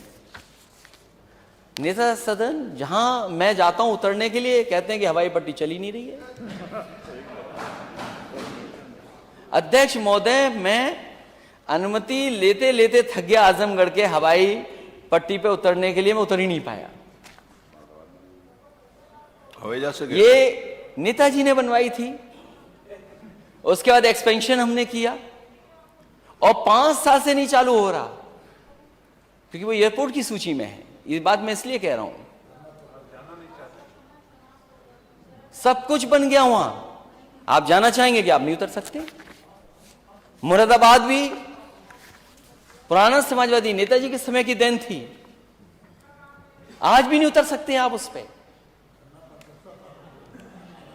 और आजमगढ़ में आप दे रहे हो, इतना बढ़िया एक्सप्रेसवे दिया है, जहां सड़क पर हवाई जहाज उतर जा रहे हो, वहां क्यों लोगों किसानों को परेशान कर रहे हैं आप? बनाना है नहीं आपको, क्यों बना रहे हैं आप? केवल किसानों को परेशान करने के लिए ये बना नहीं रहे, ना नोटिफिकेशन है, ना बजट है उसके लिए। चित्रकूट की हवाई पट्टी, नेता, मैं, हमारे माननीय सदस्य बार बार कह रहे हैं, मैं अध्यक्ष महोदय कहना चाहता हूं, ये आजमगढ़ की नई हवाई पट्टी बनाए, नया एयरपोर्ट बना रहे हैं। केवल किसान को परेशान करना चाहते हैं। उतनी ही हवाई पट्टी पर उतर जा रहा है तो भी नहीं माने। पता नहीं कौन सा एयरपोर्ट बनाना चाहते हैं। आप चित्रकूट का क्या बना लिया? आप क्या चित्रकूट का बन गया? 5 साल से नहीं कोई उतर पाया। एक हवाई पट्टी बनी रसूलाबाद में, एक बार हवाई जहाज उतरा बस, और उसमें भी कुछ उद्योगपति भेजे सरकार ने, कहा कि यहां बहुत बड़ा इन्वेस्टमेंट होगा, बहुत कारोबार बढ़ेगा। उसके बाद कभी दोबारा नहीं उतरे जाकर के वहां। किसकी देन है ये सब हवाई पट्टियां बनाना?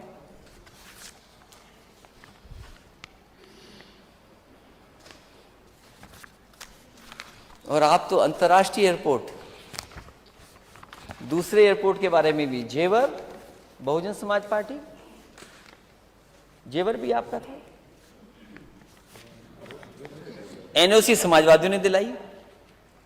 समाजवादी पार्टी की सरकार में हम दूसरी चाहते थे, एक और एनओसी मिल जाए हिरनगांव में, लेकिन बीजेपी की सरकार दिल्ली में थी, उन्होंने एनओसी नहीं लेने दिया हमें।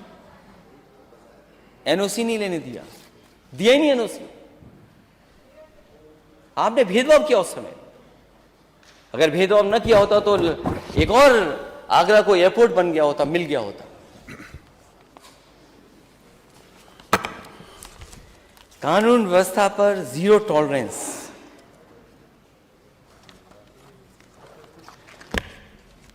कानून व्यवस्था पर जीरो टॉलरेंस है आपकी।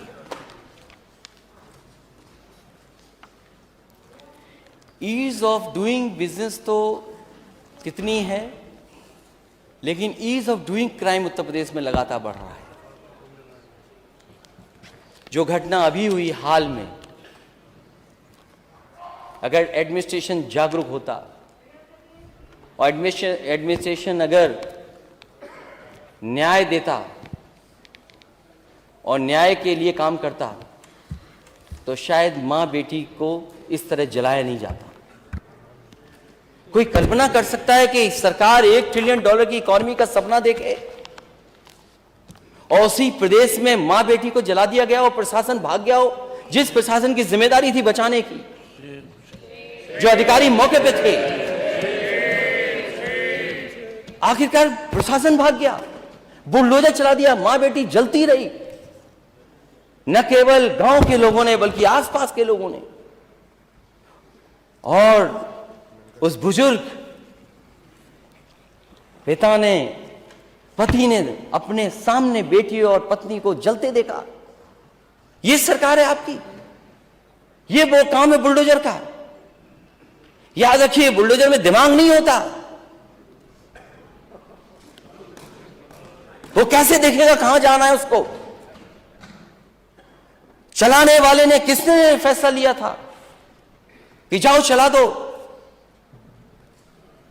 और फिर वो एक और वीडियो वायरल हुआ है, नेता सदन आपकी पुलिस ने उस बेटे को नंगा किया, बताइए, सर्दी में नंगा कर दिया। कोई कल्पना कर सकता है कि मां बेटी जल रही हो, प्रशासन भाग जाए और प्रशासन से न्याय मांगने जाए तो उसे कपड़े उतरवा दिए जाए सर्दी में?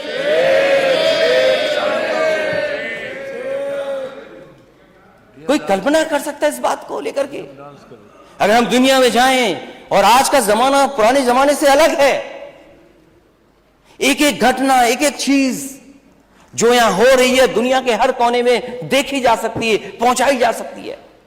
हम आप कितना भी मैनिपुलेट करें, लेकिन आज के समय पर नेता सदन सच्चाई को नहीं छिपा सकते। और मैं आपके जिले की घटना याद दिलाता हूं। अपनी सरकार के समय पर एक पुलिस के अधिकारी ने इसी तरह कुछ गलत काम किया था, मैंने उसको वहीं पर सस्पेंड किया था। आपको कौन रोकता है अधिकारियों के खिलाफ कार्रवाई के लिए? मां बेटी गई हैं, ब्राह्मण परिवार के बेटे को आधा नंगा कर दिया, कौन रोक रहा है आपको? रोक कौन रहा है कार्रवाई के लिए? इससे आप न्याय नहीं दिला पाएंगे। और एक घटना नहीं, जीरो टॉलरेंस की मैं दूसरी घटना भी कन्नौज की बता सकता हूं। आप कहते हैं कि दंगा की डेफिनेशन देखिए ना, जो आंकड़े आते वो क्या कहते हैं, एनसीआरबी के आंकड़ों को दोबारा पढ़िए। और सरकार के आंकड़े देखिए क्या है सरकार के आंकड़े। कन्नौज में 10,000 रुपए दे करके एक मुस्लिम नौजवान से आपने मंदिर में मांस रखवा दिया। वो बीजेपी का कार्यकर्ता था, नेता सदन बीजेपी का कार्यकर्ता था, और आपको डीएमएसपी को सस्पेंड करना पड़ा, हटाना पड़ा कि नहीं हटाना पड़ा, बताइए आप। कौन लोग थे वो दंगा कराने में? दंगा कराने वाला अध्यक्ष महोदय कोई था तो भारतीय जनता पार्टी का था। और 10,000 रुपए में मंदिर में बीजेपी के कार्यकर्ता ने मंदिर में जानवर का मांस रखवाया। और 17 लोग, अगर हम लोग सख्ती नहीं करते, आंदोलन के लिए नहीं धमकी देते, तो शायद वो कार्रवाई नहीं होती। प्रशासन घबरा गया और 17 के 17 लोग बीजेपी के कार्यकर्ता जेल गए हैं, वो बीजेपी के लोग हैं। आप कहते हैं सफाई दंगा करते हैं। रायबरेली में मां की मजदूरी मांगने पर सत्ता संरक्षित दबंगों ने 10वीं के दलित छात्र बिजली केबल से पिटाई की और क्या चटवाया? पैर चटवाए एक दलित के नौजवान के। ये आखिरकार घमंड आ कहां से रहा है? अहंकार कहां से आ रहा है अध्यक्ष महोदय? ये जीरो टॉलरेंस है। एक दलित बच्चे से जूते चटवाएंगे आप? ये जीरो टॉलरेंस है आपकी? कुछ बातचीत हो गई और बातचीत में गोली मार दी जौनपुर में सभासद के। ये जीरो टॉलरेंस है आपकी? गोली मार दी, फरार, बातचीत हुई, निकाला, गोली मार दी। ये है आपका जीरो टॉलरेंस? महोबा में नमस्कार न करने पर दलित को कुल्हाड़ी से मारकर लहलहान किया। ये जीरो टॉलरेंस है आपकी? ये कहां से शब्द आपने इजाद किया जीरो टॉलरेंस? कहां से लेके आ गए आप ये शब्द जीरो टॉलरेंस? बाराबंकी में लेखपाल के उत्पीड़न के चलते कानून गो को मुंशी आत्महत्या, इलाज ही नहीं हुआ, आत्महत्या करनी पड़ी। न्याय के लिए सोचें आप। यही बाराबंकी जी मुख्यमंत्री आवास से 70 किलोमीटर दूर यह घटना हुई। यह है जीरो टॉलरेंस। कहां खो गया आपका बुलडोजर? कहां खो गया?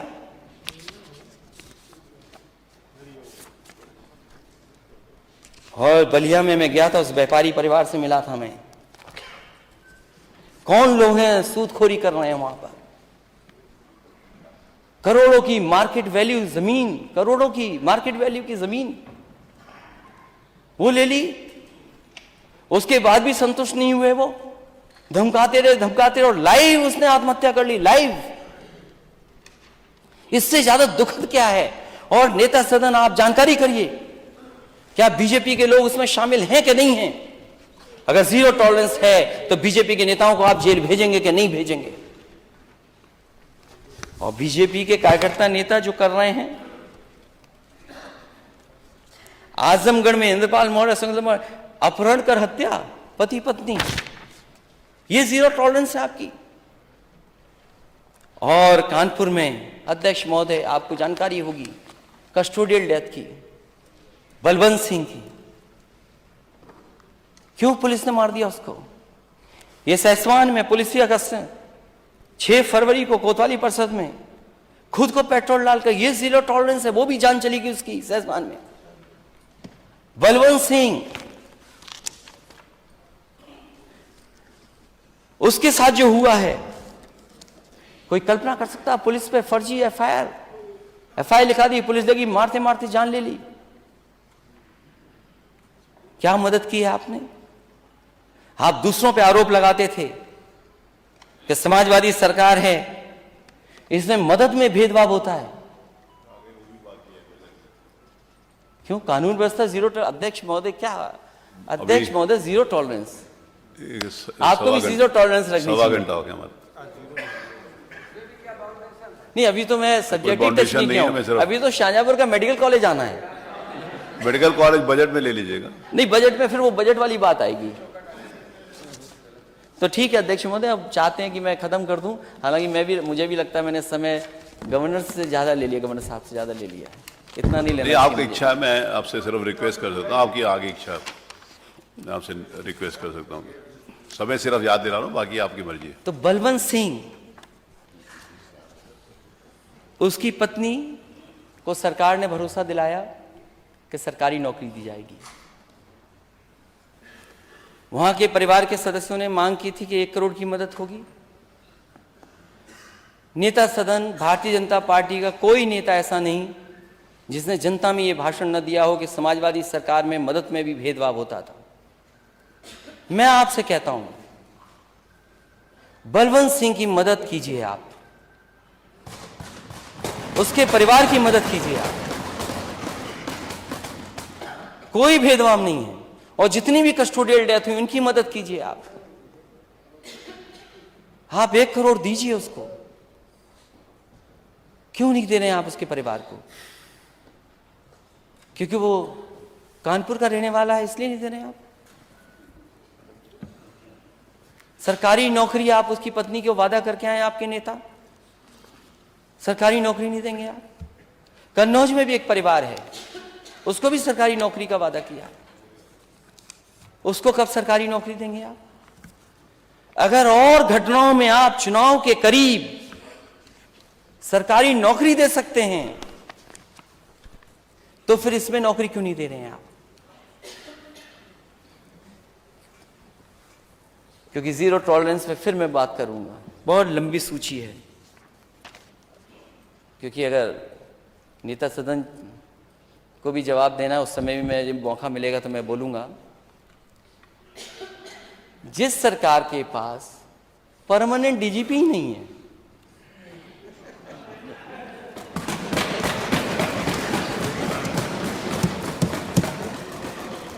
हम विपक्ष को टॉलरेट कर लेंगे थोड़ी देर के लिए। मैं नेता सदन से जानना चाहता हूं कि आप डीजीपी परमानेंट क्यों नहीं बनवा पा रहे हैं? क्या वजह है? क्योंकि वो वोटर हमारे हैं, क्योंकि वोट वो मुझे देते हैं जिताने के लिए, इसलिए?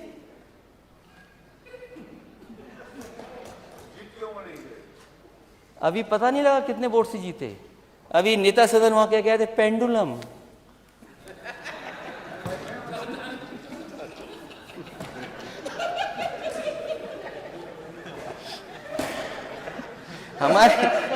हमारे नेता सदन फिजिक्स भी जानते हैं।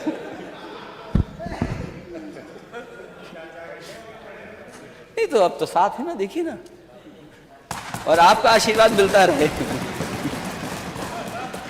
ऐसे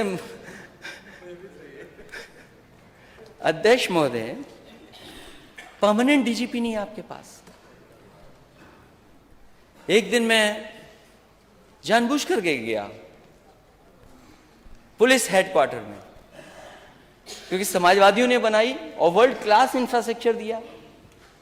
जो भी डीजीपी आए, जो भी होम सेक्रेटरी आए, दूसरे स्टेट के और वरिष्ठ अधिकारी आए, उन्होंने खुद तारीफ की है, महसूस किया उन्होंने कि पुलिस के पास ऐसे इंफ्रास्ट्रक्चर होना चाहिए। और ये बात नेता सदन जानते हैं, लेकिन स्वीकार नहीं करेंगे। मैं जब गया हुआ, दिन के 12 बजे तक पूरी पुलिस सो रही थी। मैं अंदर बैठा, कोई अधिकारी नहीं वहां पर। सोचिए, पुलिस हेडक्वार्टर में कोई अधिकारी ना हो, इससे बड़ा दुर्भाग्य क्या हो सकता है? जो स्टेट जीरो टॉलरेंस है आपकी, और वो भी टेम्परेरी डीजीपी, टेम्परेरी, जिसका नाम नहीं लिखा जाएगा। मैं आपको अपने तरफ से सुझाव देता हूं।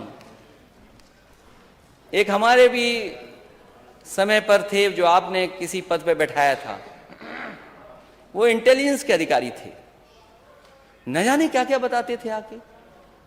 इसलिए इन लोगों से बचना, इन लोगों से बचिए आप। और जो नेता सदन, मुख्यमंत्री जी, आप अपना परमानेंट डीजीपी नहीं बना सकते, वो स्टेट को लॉ एंड ऑर्डर नहीं दे सकता, नहीं दे सकता लॉ एंड ऑर्डर। और वो एनसीआरबी के आंकड़े देख लीजिए, महिलाओं के खिलाफ क्या है घटनाएं हैं। मैं अगर पढ़ दूं तो बहुत समय लग जाएगा अध्यक्ष महोदय। कितनी घटनाएं हुई महिलाओं के ऊपर, घटनाओं में उत्तर प्रदेश नंबर 1 है, number 1। Crime against women number 1 है स्टेट। और ये कोई आंकड़े हमारे नहीं हैं, ये हमारे आंकड़े नहीं हैं, एनसीआरबी के आंकड़े जो आप आंकड़े देते हैं। आप स्टेट कहां खड़ा है, कहां खड़ा है स्टेट, ये एनसीआरबी के आंकड़े हैं। यूपी सबसे आगे नंबर 1 है। यूपी महिलाओं के ऊपर अन्याय अत्याचार होने पर नंबर 1 है, नंबर 1। और घटनाओं में रेप में नंबर 3 पर है। यूपी में 3 साल में दर्ज क्राइम नंबर 1 है। हम लोग कहां खड़े हैं, हम लोग महिला अपराध में। यूपी में रोज 153 महिलाओं से होते हिंसा, रेप, छेड़खानी, पिटाई। एनसीआरबी के आंकड़े बता रहे हैं, ये हम नहीं बता रहे हैं। और ये एनसीआरबी के वही आंकड़े हैं जो आपकी तरफ से जाते हैं, कोई विपक्ष नहीं भेजता ये आंकड़े। और एनसीआरबी के आंकड़े देख करके आपको खुद दुख होता होगा। और जिस सरकार के पास टेम्परेरी डीजीपी हो, परमानेंट नहीं है डीजीपी, हमारी सरकार होती, समाजवादियों की सरकार होती थी, तो गवर्नर हाउस से हर दिन नोटिस आता था, प्रेस में बात कही जाती थी। माननीय गवर्नर कुछ नहीं कह रहे, अब तो कुछ नहीं कहा जा रहा है। गवर्नर के ऊपर विधानसभा में गवर्नर के ऊपर कोई अच्छा नहीं कहेंगे, इंगित करके नहीं कहा जा सकता। मैं अब नहीं वो शब्द वापस लेता हूं, गवर्नर पे कहा हो। लेकिन उस समय वहां से आवाज आती थी, बगल से, विधानसभा की से। अब आवाज ही नहीं आती। और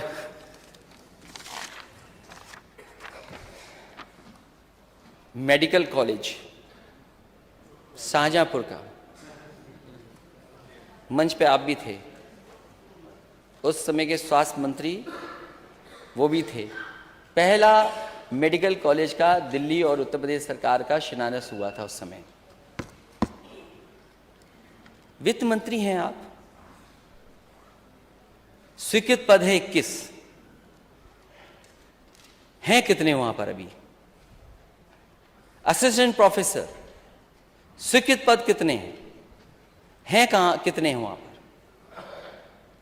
एडिशनल प्रोफेसर स्वीकृत पद कितने हैं कितने वहां पर? जूनियर रेजिडेंट,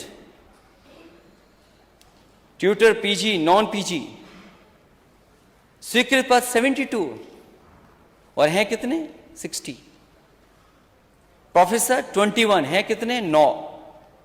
असिस्टेंट प्रोफेसर 31 हैं कितने? 6। एडिशनल प्रोफेसर 33 हैं कितने? सीनियर रेजिडेंट 36, 18 हैं। अगर वित्त मंत्री के अपने क्षेत्र में ये हालत है मेडिकल कॉलेज की, जहां एमआरआई और मशीनें नहीं उपलब्ध, बजट क्या पर्याप्त है, तो सोचो प्रदेश के और मेडिकल कॉलेजों का हाल क्या होगा।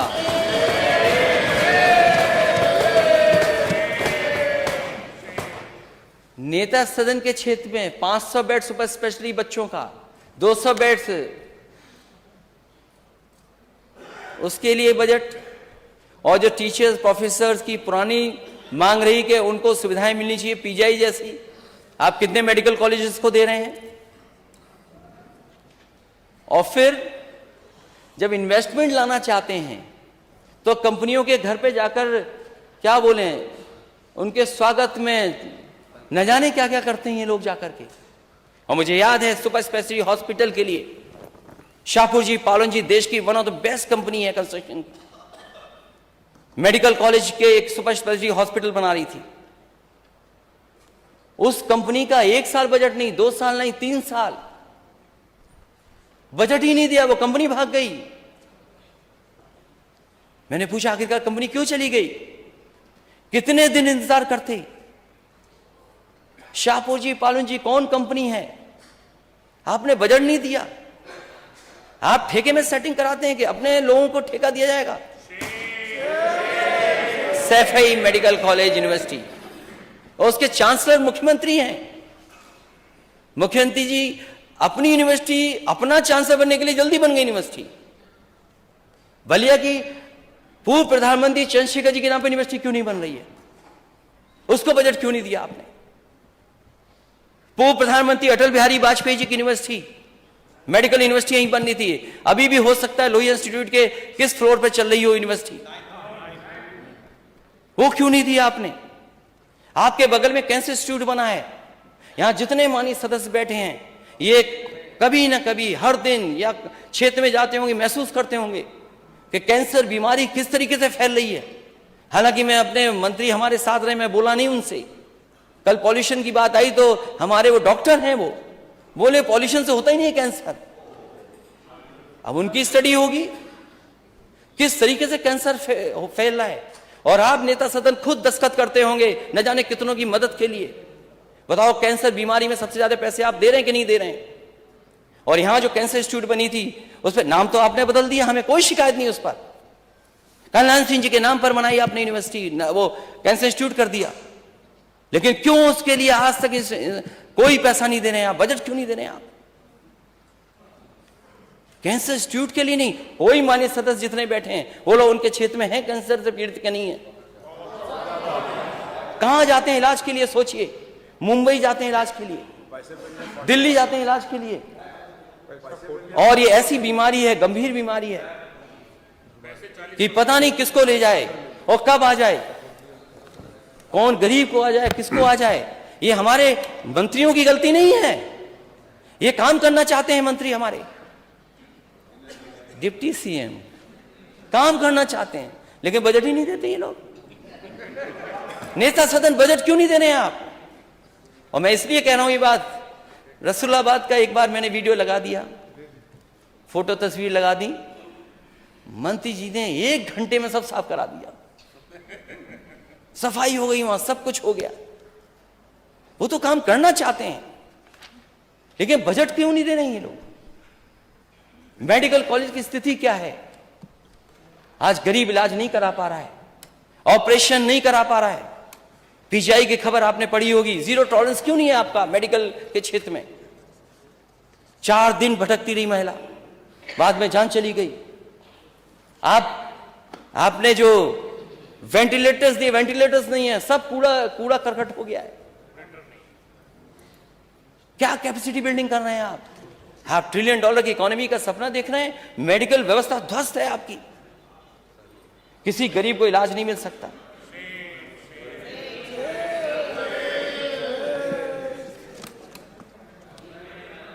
चलिए, धन्यवाद।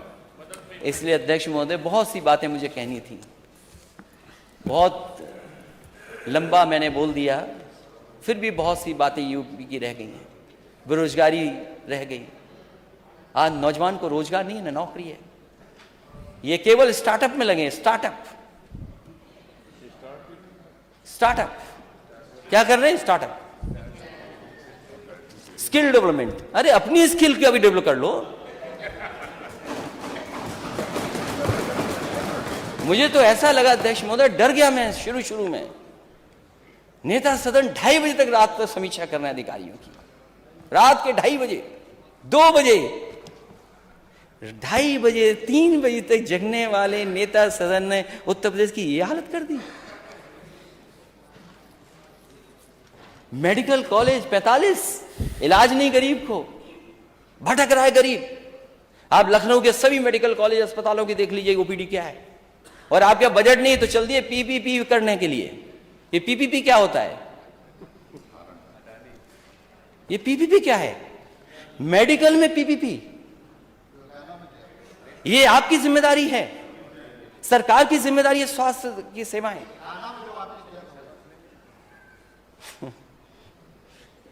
नेता सदन, मैं आपके खेल के बारे में नहीं कुछ बोलना चाहता। देखिए एक गाना याद आ रहा है उनको, फिर हो जाए मैच एक दिन एकाना में ही क्रिकेट का। नेता सदन देखें कितने टप्पे के बाद बॉल पे बैट मारते हैं। और मैं आपको बता दूं, नेता सदन जितनी बॉल फेंकोगे आप उतने छक्के मारूंगा मैं। इसलिए मुझे विश्वास है कि यदि श्री राज्यपाल महोदय भाजपा रचित पुस्तक को पढ़ने की बजाय अपने स्वयं के उद्गारों को व्यक्त करती तो वह अवश्य तथ्यात्मक भाषण होता और वह जानकारी हितकारी सिद्ध होता। लेकिन क्योंकि सरकार ने जो कट और पेश किया वही गवर्नर बोल के सदन में गई हैं, मैं समझता हूं जो हम लोगों ने सुझाव दिए हैं और विपक्ष के लोगों ने जो सुझाव दिए उनको शामिल कर दिया जाए। मैं अध्यक्ष जी का बहुत बहुत धन्यवाद देना चाहता हूं।